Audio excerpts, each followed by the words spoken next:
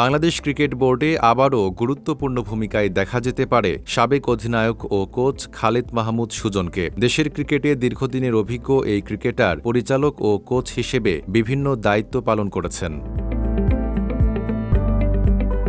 গত ৭ জুন অনুষ্ঠিত বিসিবির পরিচালনা পর্ষদ নির্বাচনে ২৫ জন পরিচালক নির্বাচিত হন। পরে পরিচালকদের ভোটে সভাপতি নির্বাচিত হন তামিম ইকবাল। এরপর বোর্ড সভায় পরিচালকদের বিভিন্ন স্ট্যান্ডিং কমিটিতে দায়িত্ব দেওয়া হয়।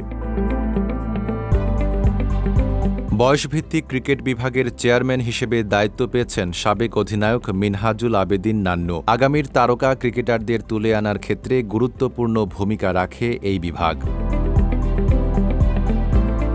তরুণ ক্রিকেটারদের নিয়ে কার্যক্রম আরও জোরদার করতে এবার খালেদ মাহমুদ সুজনকেও যুক্ত করেছে বিসিবি। বয়সভিত্তিক ক্রিকেট বিভাগের পরামর্শক হিসেবে নিয়োগ পেয়েছেন তিনি। দ্রুতই নতুন দায়িত্বে কাজ শুরু করার কথা রয়েছে তার। বিসিবির আশা তার অভিজ্ঞতা কাজে লাগিয়ে বয়সভিত্তিক পর্যায় থেকেই ভবিষ্যতের প্রতিভাবান ক্রিকেটারদের আরও কার্যকরভাবে গড়ে তোলা সম্ভব হবে। Desk report, Dhaka post.